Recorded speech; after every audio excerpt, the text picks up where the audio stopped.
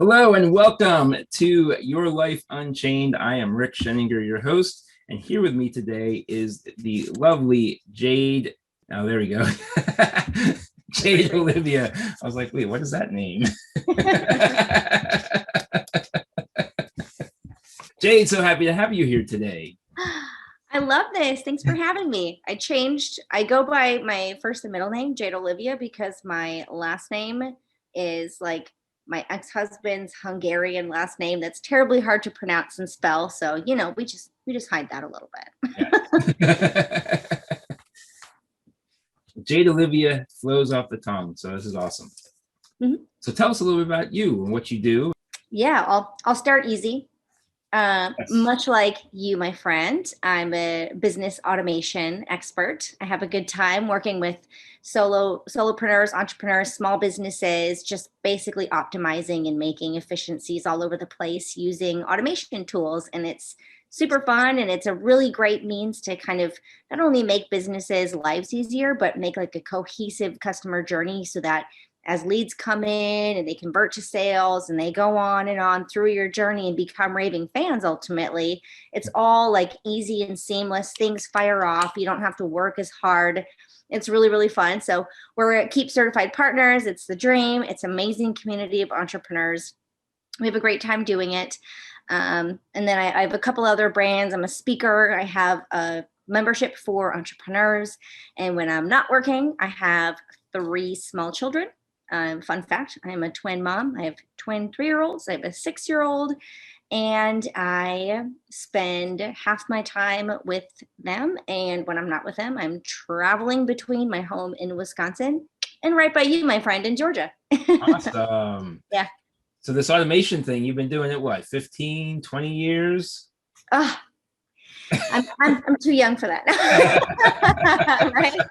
I was a Keep user for about 5 years before I jumped into entrepreneurship in March 2020, and that's when my life literally became unchained. It was one of those like traumatic breaks in your life where like I had to completely reinvent myself, and it was a spectacular opportunity to start from literally nothing. Um, and I sure as heck made the most of it. So, And what were you doing right at the beginning of 2020? I'd always been, you can probably tell by now already, I'm like a very like bubbly, like very No, no, personality. not at all. Not at all, right? But in my younger days, I was like just a little bit partying too hard, didn't take life too seriously. I messed up a lot of opportunities. Um, I dropped out of college because I was partying too much. I mean, I was the life of the party, but still too much of it, right? Right. So I had a little bit too much fun when I was younger, and then subsequently, I had just a string of just really low paying jobs, but like always brought like a lot of energy and personality to things that I did. But as I got a little bit older, in my late 20s and early 30s, I just basically had kind of come to accept that I wasn't really gonna amount to much, and I had a lot of love for my family and my crappy super low paid jobs, and I was like, this is who I am. This is where I'm going to be forever. And then just a series of unfortunate events happened. Like March 2020 was epic for the entire world, let's be honest. But for me personally, my marriage ended, and just as much my fault as his, and we're still great friends. We've been together since we were 19 years old, so it Oh, was just wow. kind of like children who who grew apart at some point. And that was terribly difficult and sad and hard, and you lose friends and things happen, and that was really hard, obviously. Learning to be a single parent, living alone for the first time. Like I said, I'd been with my ex-husband since I was 19. Wow. So I'd never lived alone before. I'd never taken out my own trash before, that kind of thing. Literally had to learn how to stand on my own 2 feet. And um, let's just say I pulled a lot of band-aids off at once. So I quit my job, which they were perfectly nice and everything was kind of fine. It was just I wanted more out of life and I was starting over. So I ripped all the band-aids off, and I had a talent. I was a Keep user, and I was very much attracted to entrepreneurship, not like business wise, but like the spirit and the energy and like the liveliness of like hustle or die type people who were like, I have an idea, I can change the world. Because my last job, I was working at a small media marketing firm for financial services, and granted, I don't have a huge passion for financial services. I mean, I know quite a bit about it and I enjoy it, but I remember that we would travel to conferences a lot. And I was like, what is it about these people that I like so much? Because I mean, I'm certainly not like the middle-aged white guy demographic, but I was like, and then after I quit, I was like, oh, it's because they're all entrepreneurs. These are all like, I have to sell to feed my family type people. And they're always at conferences learning and giving and training and growing. And then when I left that world and entered the Keep world, the small business world and entrepreneurship, I was like, yes, these are my people. These are like, like, Yeah. these are the smartest, kindest, most innovative, most giving people, in my opinion, in the world. And there's Keep certified partners all over the world, but just amazing, amazing people. And I'm never going back. I call myself unemployable at this point. Unless you're working for an entrepreneur, and then you can be an intrapreneur. Right. Well, I contract with a lot of other entrepreneurs. Right. So yeah, it's amazing. And I enjoy it very, very much. And, but so that was, at the time we're recording this right now, it's July 2021. So it's been almost a year and a half exactly. And, not to like toot my own horn, but I consider myself to be tremendously successful in a short period of time.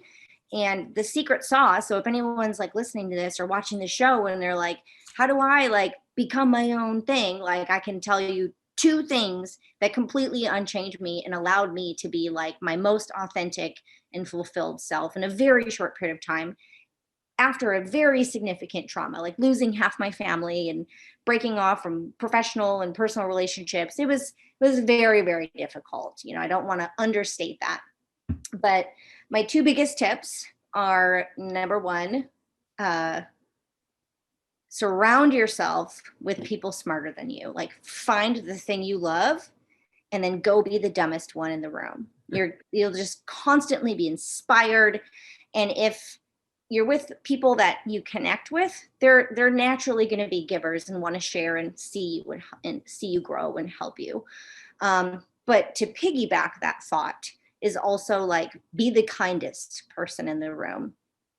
Looking back, I didn't do this on purpose, but like I can see in retrospect, that's how I got here. Was I built all of these amazing relationships by like being nice to people. Like, I didn't show up going, I hope I get something out of this, but like my love language is words of affirmation. So like, I'm a flatterer by nature. So I just like showed up, and like, I'd be at like a Keep meeting or something, and I'm like, wow, you're all the smartest, most beautiful people I've ever met. And they were like, me? And like, relationships built, both like mentor to mentee relationships, peer relationships, learning from people with different strengths than me, that we could complement each other. And eventually that turned into like profitable relationships. That's amazing. That's how I got here. There's something that I talk about a lot, and I call it, I didn't come up with the term, but it's called the platinum rule, because everybody's familiar with the golden rule. And the golden rule, of course, is do unto others as you'd have them do unto you. Like, for example, if I'm a vegetarian and you give me a cheeseburger because you love cheeseburgers, then that's the golden rule in action, but it really doesn't work. The platinum rule is do unto others as they would have you do unto them, which means that you have to go deeper in that relationship and get to know them better, so that you can really serve them at that higher level. Yeah, I I felt that. Because the golden rule does not apply to me, certainly, because my energy is very intense. Like I am like this all the time, y'all. Like this is not an on stage persona. I'm literally high energy all the time. And so like, most people don't meet my like level of like obnoxious insanity. So like I don't by any means expect people to want to reciprocate that with me. So I get it. I try to give how they would like to be It makes instead of sense, and that's what I got out of what you've been doing is basically, you said that your love language is words of affirmation, but everybody likes to be appreciated and likes to be liked and likes to be helpful, especially the people in our community. So it makes a lot of sense. Yeah, I think it really pulls at like the nature of good people. Like if you're a good person, which I'd like to think most people are, and you see someone who is kind and caring and much less capable of you, it's like a natural tendency to want to like share your knowledge, and it forms like I said, mentor mentee relationships. And that happened to me just like at a very rapid pace. Right. There's so many smart people in the automation community. And granted, there was, a great deal of like luck of what I went through as well, being that, the industry I jumped into was one that prospered during a pandemic versus suffered. Yep. So we were very much, as digital marketers, we were very much in need and booming during a worldwide collapse. Everybody was stuck at home. Yeah. Online was thriving. Right. So, I mean, that was a plus, and we were also like able to help less fortunate business models pivot and like react appropriately to the shift in the world. So we were very much needed. So there's a component of like I had a handy skill at that time. But also I think Keep in particular has cultivated and attracted a very kind and a fierce, loving type of entrepreneur. And there are, I believe, at least a few thousand certified partners that would give each other the shirts off of their backs. So it was very easy for me to snuggle in with my people virtually via Zoom. Yeah, we were just talking before we kind of started here that you've met a lot of people in the community and across the world, but not so many of them in person yet, right? Yes, I'm finally starting to like meet these amazing people. We're having like Keep partner masterminds now. I intend to latch onto the first one that I'm available to go to. So I'm really excited to meet people in person. And I can't talk enough about how kind these people are. But like one thing I want to point out too is that when I say like, oh, these are really good people, and I just, I made myself the dumbest person in the room and grew, like, I don't mean to like label people as like good and bad, but like in my opinion, it's all about like habits and drive.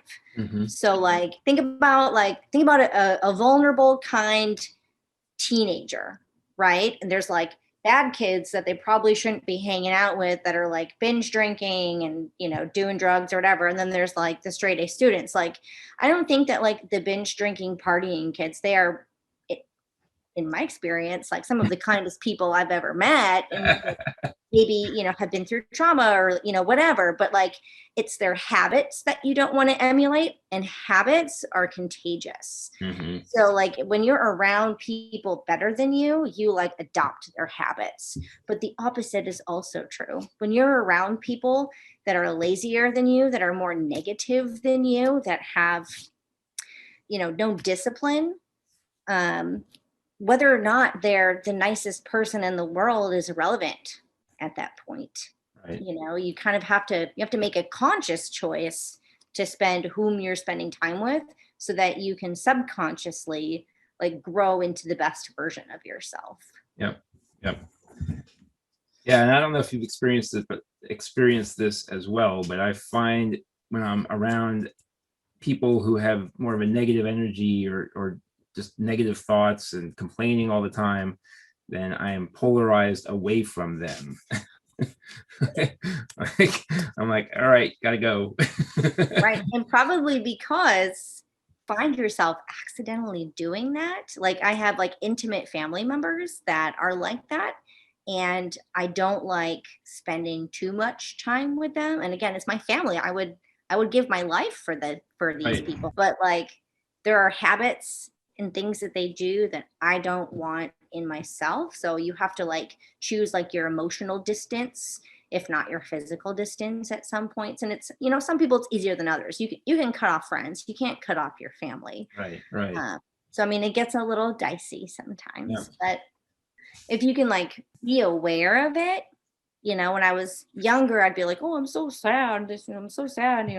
My feelings are hurt. And now I'm like, okay, now I'm a grown ass woman now. And I have to like decide if I'm going to like care enough to like let this person hurt me when really I have a flourishing group of like positive cheerleaders in my corner, the people that I choose to have in my life. Right. And it's certainly more than makes up for like some of like the negative voices over here that I can't necessarily cut off. Exactly. Yep. 100%. Yeah. It's so draining to be around all that negative energy, and it just sucks the life out of you. So, it really does. There's only so much you can choose. There's only so much you can do, but I preach this everywhere I go, every podcast I'm on, every stage I'm on. The best thing you can do is surround yourself with amazing people that are smarter than you. I mean, it's the best thing you can do for yourself, mentally, emotionally, financially, physically, with your physical health. I mean, everything. If you're around people that exercise a lot, you're probably going to end up going to the gym more. Let's be honest. 100%. Yeah, they say you're the sum of the 5 people you hang around with most. Literally. Yep. So don't be the best one. Right. Otherwise, you got nothing to aspire to, nothing to grow into. Yeah. If you're the smartest person in the room, get out of that room. Yep, exactly. So March of 2020 was kind of a whole new world, whole new thing opened up for you.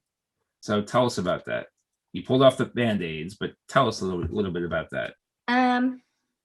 It was extremely traumatic and sad, and the best thing I did to like kick off like finding myself better is a good friend of mine had like just gotten her certification as like a trauma counselor, like specifically for like traumatic events. So I called her, I was like, shut up and take my money, So like I sat down with her and I just like, I have so many problems. And she coached me through some like actual like actionable techniques to like put yourself in the mindset to like not let that completely damage you, or as you would say, chain you down. One of the most valuable techniques that she taught, and this is all like psychology and vasovagal responses to like chemical reactions and stuff, but like one thing that you can do is like when you're having like a really bad mood, like I would just have bad days where I just like lay on the floor and cry all day. I mean, we've all been there. But like when you're in a bad mood, there's a couple of things, or having just a really bad day, there's a couple of things that you can do to survive that better. And like when you're done with it, leave with like a healthier mindset. And one of them is to like acknowledge that you're having a bad day and kind of look at it as like step out of your body and look at it as though like your doctor holding a clipboard. You're like, oh, that's interesting. Okay, I'm good. Interesting. Okay, you're really, really sad. This is what wrong. And so it kind of like removes the emotional and acknowledges just like the facts about it. So it kind of puts you into like a less like, I'm the only person that matters type mindset to like that's valid and interesting. Let me look at that from a clipboard. And then the second technique is to acknowledge that like people have bad days and there's traumatic things that are often out of our control, but the bad moods and like the sad things are temporary. Like anyone can just like wake up in a bad mood. Maybe you're hungry. I get hangry, I'll admit it. But like you can have a bad time, but like if you're in the throes of it going, oh my gosh, I'm the only thing that matters. And that I feel, like, which is valid, but also like, that's a temporary thing. And when you acknowledge that it's temporary, that automatically gives this a sense of relief, because temporary means it's going to end. Yes. You're like, I feel horrible. I'm going to allow myself to feel horrible. And then when I'm done feeling horrible, I won't feel horrible anymore. And so it like allows you to be okay with feeling really bad, but knowing that it's not going to last forever is extremely therapeutic. And then when you get into that habit of like doing mental exercises, when you're like on the verge of a breakdown, you'll notice that over time, the bad times get shorter and shorter and shorter, and the good times get longer and longer. And when you're having those good times, that's when you surround yourself with the good people and grow and grow and grow. So you have more to look forward to. And then whether it's a good or bad day, then like the big picture, like the long-term feelings, like even when I'm just having a bad day, someone can ask me, like, I'm logical enough to say, but my life is pretty good and I have a lot to be grateful for. Like, of course, I might slap you while you tell me that. But like, I have a lot to be thankful for, and I know that, and I can acknowledge it even when I'm, in the bottom of the pit. But so like acknowledging the bad times as temporary and like long-term positives allows you to have like a healthy balance. And the last thing I want to point out about that is that like I think any mature adult knows that like you don't stuff your feelings. That's not healthy either. You don't like pretend that you don't have bad days. Like if you're having a bad time, you don't just go like, just kidding, and call your friends, ha ha ha. Like that's not helping anybody. So like when you do that clipboard exercise, you're like, that's allowed. I'll allow it. You're like, okay, cool. That's valid. And you like kind of talk yourself through it, and it's going to end, and it gets easier over time. Like these are exercises that gave me skills to get through trauma and allow myself to be at least healthy enough a little bit in my mind to like grow the good stuff. And that happened exponentially in a very rapid fashion because of the amazing people that I surrounded myself with. I could have gone to the bar every day and drowned my sorrows and not really gotten any smarter or richer, but it certainly would have been fun. Like I said, I had my party days, and I was tempted to, but I had a lot of starting over to do, so I got busy. Yeah. I always use the analogy of responding versus reacting. That's what I thought of when you were talking through that. And I always use the analogy to a medical diagnosis. So for example, if somebody is responding to medication, that means they're doing well and they're getting better as a result of the medication. Whereas if they're reacting to medication, that means it's a negative effect, that something bad is happening. Maybe they're getting a rash or something like that. So yeah.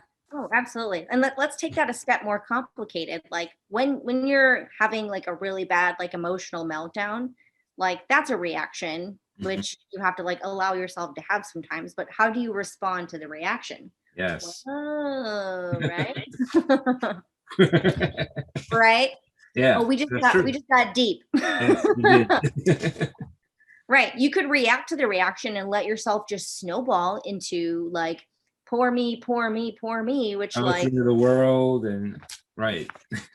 Right. Like, I'll be honest, I made a ton of mistakes, which like led to the end of my marriage. Like I definitely caused most of what put me in that horrible situation. I lost my husband, my who, was my best friend, and broke up my family. And I still have a lot of like regrets and sadness about it, but like onwards and upwards, y'all. We can't change anything. We can only grow from it. Yep. Ooh, True. that was deep. That was. I drink water now.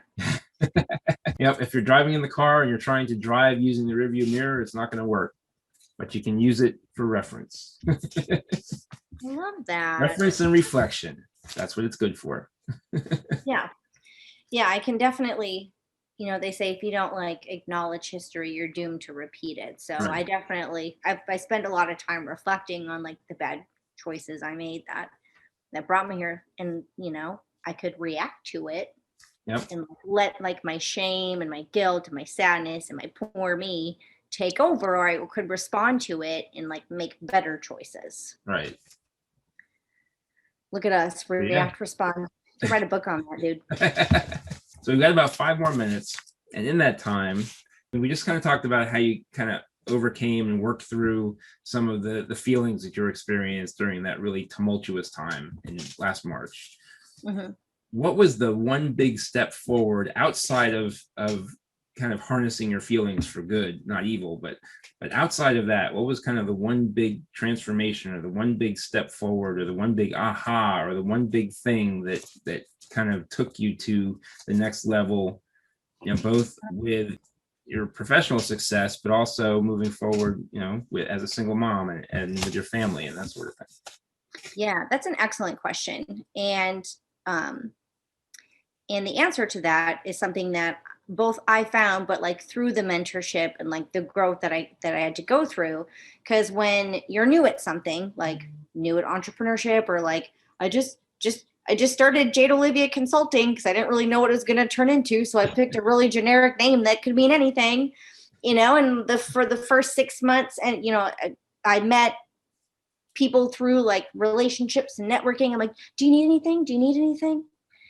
So business, I needed money and I needed clients. So like, I just kind of took anything, and I was like a yes man to everything. Like, sure. Yeah. Okay. Do you need anything? Is it slightly related to digital marketing? Great. I'll do it.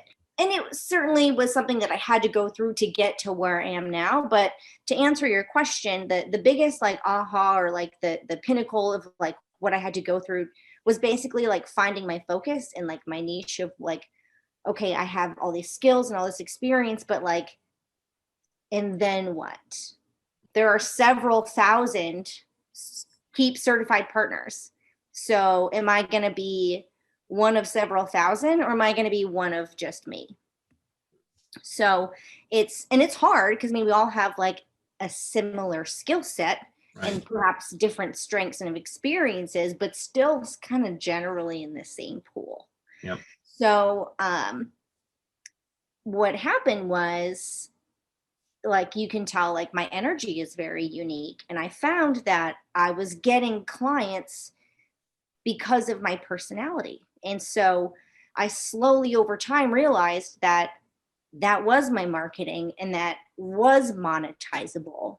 So now like I sell packages where like people pay me to be the hype man. I co-host stuff for a lot of people. I MC stuff for a lot of people. Sometimes people literally pay me to show up and just be an attendee in the comments because I blow that up. Like I live for Zoom chat, and I'm so good at it that people pay me to be in Zoom chat.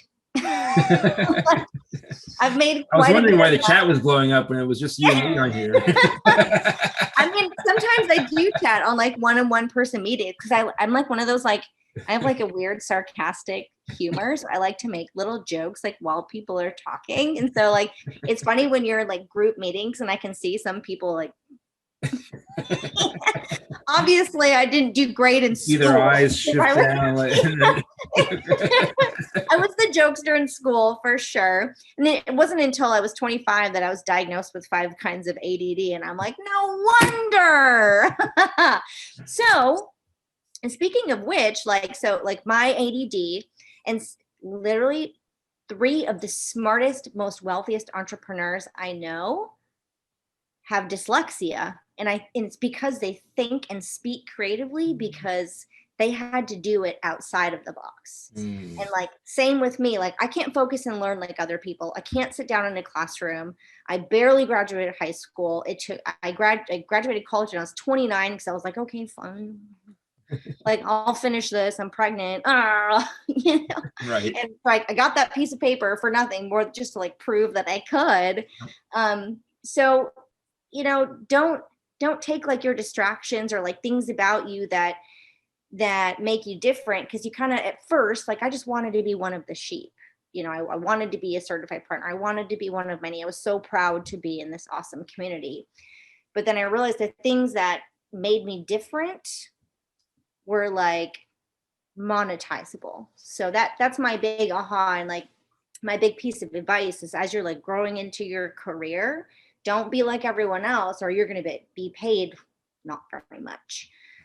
So people pay me for yes, like my digital expertise, which, like I said, I'm not the only one that can do the things that I can do. It's people pay me for my energy, and like I comfort people. Like I said, I'm very like verbally affectionate, so like I tell all my clients I love them. And like, you know, I don't make proposals. People come to me when they have a problem because they know that I'm gonna like tell them. Like I literally have a membership called You're Doing Great, where I tell entrepreneurs they're doing great. You're doing great today. If you want to be told you're doing great, you can join. That happened on accident, because 20 people said shut up and take my money, and I said sure. So hey, what are we doing? like even ADD and dyslexia, and like maybe you have weird dark sense of humor, maybe you're different than everyone else. How can you apply your like skill set to your personality and like marry those things to make you unique and profitable? Yep. How can you take your special skills and become a specialist versus a generalist? Mm-hmm. I 100%. definitely started as a generalist, too much of a generalist. Yep, I did but too. luckily I kept all those clients. So now I have a giant pool of where I don't really do the same thing for everybody, but I'm starting to like get there. It's a process, 100%. Yeah, it's been a year and a half. I still have my whole life ahead of me, and I have new ideas every day. But like, there are some people in my life where I'd be like, "Oh, I want to start this new business," and they'd be like, "Ugh." And there's some people in my life where I'm like, "I want to start a new business," and they'd be like, "Oh my God, I'll help you build a website, and what can we do to make it better?" Oh my God! So those are the people I spend my time with. There you go. Love that. Those are my 5 people. All right. So what's one big tip to move the needle forward for the folks listening? A tip du jour. Yes. Mm. It can be 3. It could be, these 3 things, whatever. It is 3. I have an acronym for you. Well, there you go. Perfect. It's DEA. If you, and this is maybe more for like entrepreneurs or like business owners, but if you just want to be the best and grow and scale as quickly as possible, DEA: delegate, eliminate, automate. Yes. And to give you a good idea, here's an exercise for you. And I learned this, and I'm basically repeating what someone else told me. This is like a very rich financial advisor who used to like, be him and an assistant. And now he has like a team of 30, and he's one of the biggest offices in the country. And he said what happened was he was like, he knew he wanted to grow, but he was kind of spinning his wheels. So for a week straight, he had a planner out with 15-minute increments, and he wrote down what he did. And at the end of a week, he was appalled with how many times he had written in Facebook, wrote follow up to client, wrote follow up to client. So he found all the stuff that he knew that he really shouldn't be doing, but like sometimes people have like control issues. Yep. So he found all of those things, and he trained a team of, he like just spent a ton of money, brought in a ton of like, not low paid, but like he's a very wealthy advisor. So like they're not making as much as him. So he had a good office staff and delegated as much as possible. Then he eliminated stuff like Facebook, or, like what's something else you can delegate? Checking your mail. Like business owners, if you have an assistant, don't check your own mail. Don't even check your own email. Have someone screen your email for you. Yep. And then lastly, our favorite, automate. Like if you always sit down after a meeting and send this like a similar, but like maybe only slightly varied follow-up email, call Rick or me. Yeah. If you're copy pasting, if you're copying and pasting anything, you could be saving minutes, which snowball into hours, which snowball into days, into weeks, and think about how much more productive you could be. And that's literally how this guy grew from a team of 2 to a team of over 30. Wow. DEA. Love it. Love it. Love it. Well, I can't believe our time is up already, Jade. Oh, I know I could talk forever. You know that about me. But this was so fun and Yeah. so informative. Just doesn't cut it, but epic. It was epic because so much good stuff came out of this. Great word. Thanks for having me. I appreciate it. Thank you for being here. Really appreciate it. If people want to get a hold of you, where can they find you? JadeOlivia.co is kind of like the all-encompassing brand. It's my speaking, my consulting. You can find You're Doing Great, all of that. It's JadeOlivia.co is the best place to find me. Awesome. Well, thank you so much for being here. Really appreciate it. Once again, you've been listening to Your Life Unchained. Come back and see us next time. Be unchained.